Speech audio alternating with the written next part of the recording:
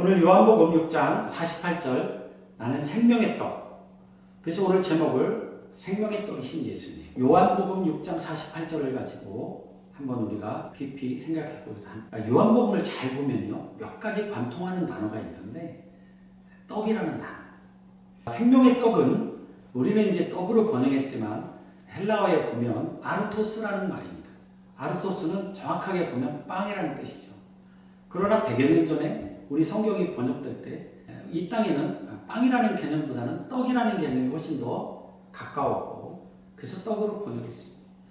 사실 빵이나 떡이나 어떤 양식의 통칭으로서 이해한다면 똑같은 뜻일 수 있습니다. 우리 문화에서 훨씬 더 잘 맞는 표현입니다. 그럼 이제 생명이라는 건 뭐냐고 하는 거죠. 우리보다는 고대 그리스도인들이 훨씬 더 단어를 좀 구별해서 사용했습니다. 생명에는 두 가지의 뜻이 있습니다. 하나는 비오스라고 하는 단어입니다. 그건 우리가 일반적으로 이해할 때 생명입니다. 살았느냐 죽었느냐, 식물이나 동물이 잘 자라느냐, 이건 생명입니다. 이제 죽게 되면, 생명이 끝나면 자라지 않죠. 사람도 마찬가지죠. 그것을 비오스라고 부릅니다. 그래서 바이오 산업이니 바이올로지니 이런 말들은 바로 그 비오스라는 단어에서 온 겁니다. 그 다음에 헬라어에 또 하나의 생명이 있습니다. 그것은 오늘 성경에 나오는 조에라고 하는 단어입니다. 이 조에는 영원한 생명, 이렇게도 번역이 되지만요, 사실은 질적인 생명입니다. 아까 말한 비오스는 양적인 생명이라면요, 시작과 끝이 있고, 그리고 생장이 있고 멈춤이 있고 삶이 있고 죽음이 있다면, 조에는 질적인 생명, 다시 말하면 우리가 삶을 살아가는 태도, 삶을 살아가는 방식을 말합니다. 그래서 질적인 생명이다, 이렇게 볼 수 있습니다. 다시 말하면 예수님이 빵, 즉 떡이라고 하는 말은 우리가 먹는 떡을 의미하는 것이 아니라 질적인 우리의 삶을, 질적인 삶의 차원에서 봤을 때 반드시 필요한 핵심적인 것이라는 뜻입니다. 그래서 놀랍게도 생명의 떡이 우리가 먹는 떡이 아닌 건 다 아실 겁니다. 그럼 예수님은 이 말씀을 왜 하셨을까라고 하는 거죠. 요한복음 6장에 보면요, 오병이어의 기적이 있습니다. 아이의 헌신으로 인한 떡 5개와 물고기 2마리 사건, 5,000명이 먹고 남았죠.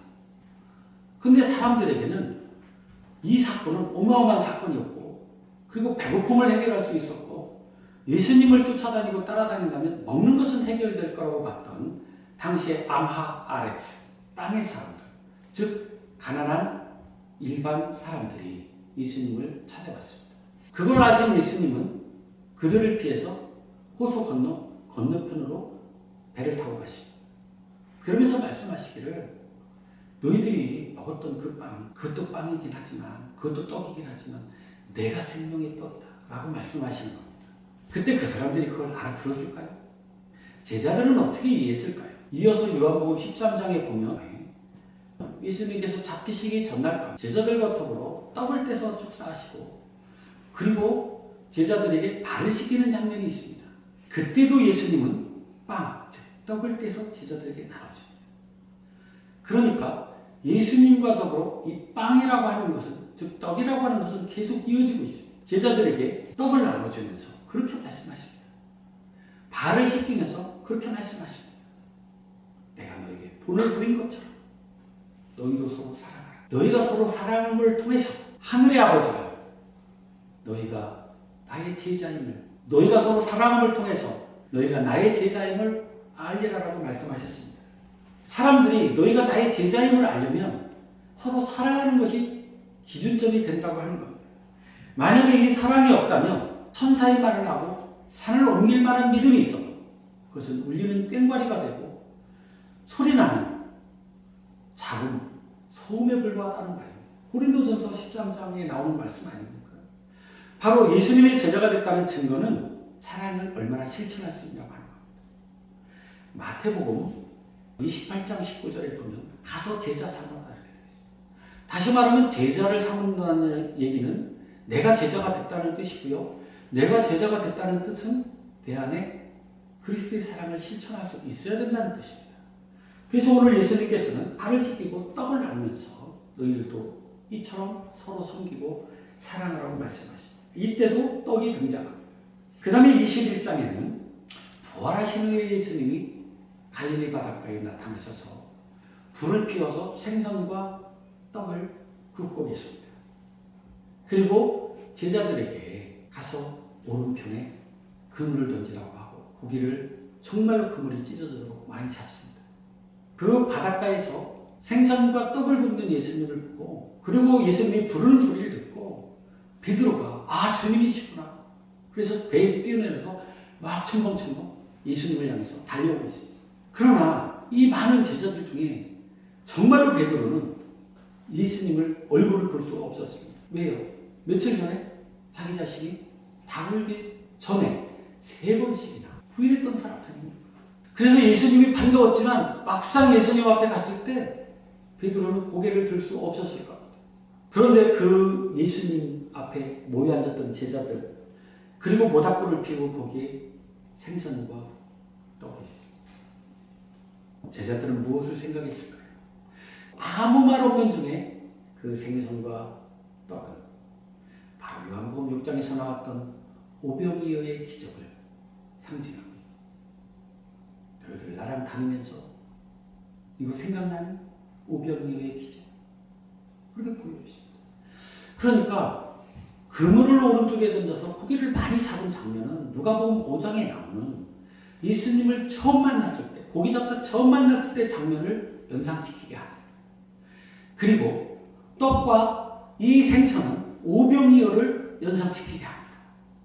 놀랍게도 예수님은 이 떡을 가지고 생선을 가지고 처음 만났을 때 장면 어마어마한 사건이 일어났던 대표적인 상징적인 사건 이 떡. 제자들은 그걸 보면서 굉장히 많은 생각이 머릿속에 스쳐갔을 것이고 특히 베드로는 고개를 못 들었을 것입니다. 그런데 그 베드로에게 예수님 말씀하십니다. 베드로야 네가 나를 사랑하느냐? 베드로가 예 그러합니다. 내가 주님을 사랑하는 줄 주님이 아십니다. 그때 예수님은 네가 나를 사랑하느냐 이 사랑과 베드로가 대답하는 사랑이 다릅니다. 예수님이 물었던 이 사랑이라는 단어는 아가파오라는 뜻입니다. 아가파오는요 하나님이 인간을 사랑하는 정도의 사랑입니다. 그러니까 부모와 자식을 사랑하는 것보다도 훨씬 더 질적으로 뛰어난 사랑입니다. 우리 인간은 감히 흉내낼 수 없는 그런 사랑입니다. 그런데 예수님이 그렇게 부르세요. 내가 너를 사랑한 것처럼 하나님이 너를 사랑한 것처럼 너 나를 사랑하냐? 그렇게 물으시는 거예요. 거기에 대답할 사람이 없죠. 근데 베드로는 그렇게 말합니다. 예, 그러합니다. 제가 주님을 사랑합니다는 필레오. 다시 말하면 친구의 사랑, 우정, 스승과 제자의 사랑, 형제의 사랑 정도 되는 사랑입니다. 이 사랑은 단어는 우리말로는 똑같지만 질적인 차이가 있는 겁니다. 앞에 예수님으로 사랑은 하나님이 우리를 사랑하는 사랑의 수준이고요. 베드로가 대답한 사랑은 인간들끼리 사랑하는 수준의 사랑입니다. 그러니까 예수님이 이렇게 물으십니다. 내가 너를 사랑한 것처럼 사랑하느냐? 베드로가 예, 저는 그냥 우리들끼리 사랑하는 수준으로 주님을 사랑합니다. 이렇게 대답합니다. 예수님이 똑같은 질문을 또 하십니다. 너 내가 사랑하는 방식으로 사랑하냐? 하나님의 인간을 사랑하듯 사랑하냐? 물으시고 베드로는 예, 제가 주님을 사랑하는 줄 압니다 할 때 그 사랑은 인간들끼리 사랑하는 수준의 사랑임을 압니다. 그러나 제가 앞으로 주님을 내가 인간적으로 사랑하는 정도로 사랑하겠습니다. 최선을 다해서 사랑하겠다는 다짐과 각오일 수도 있습니다. 그런데 세 번째 질문을 하십니다. 이 질문에 나는 베드로는요 사실은 머리를 망치고 얻어맞는 아니면 심장이 터질 것 같은 정말로 답변할 수 없는 질문을 던지십니다. 그러면 너는 내가 말하는 그 필러 인간적으로 사랑하는 그 정도의 사랑을 하냐라고 세 번째 질문을 하십니다. 그때 베드로는 이 세 번째 질문에 근심하는 거죠. 주여 내가 주를 사랑하는 줄 주께서 아시나이다. 그때 그 사랑도요 또 필레오예요. 그러니까 아가파오로 질문하고 필레오로 답하고 아가파오로 질문하고 필레오로 답했는데 세 번째는 예수님이 단어를 바꿔서 필레오로 물으십니다. 너 그러면 스승 사랑하듯 하는 사랑은 하냐? 라고 물으십니다. 베드로가 근심이 되죠. 이 세 번의 질문은 3번을 부인했던 베드로의 이 부인과도 같은 횟수입니다. 어쩌면 베드로의 죄책감과 절망감과 좌절을 이 3번의 부인을 통해서 가득 찼던 베드로에게 이 3번의 질문으로 그를 새로운 세계로 초청하시는 예수님의 대화 방식이었습니다. 매번 예수님은 내 양을 먹이라고 하십니다. 매번 예수님은 내 양을 먹이라고 3번 말씀하십니다. 다시 말하면 절망과 좌절에 있던 베드로, 예수님을 부인하고 예수님 앞에 고개를 들지 못하고 눈도 맞출 수 없던 베드로에게 예수님이 찾아오셔서 너 나 사랑하냐? 내가 너를 사랑했던 거 기억하냐? 너 그러면 스스로는 사랑하니?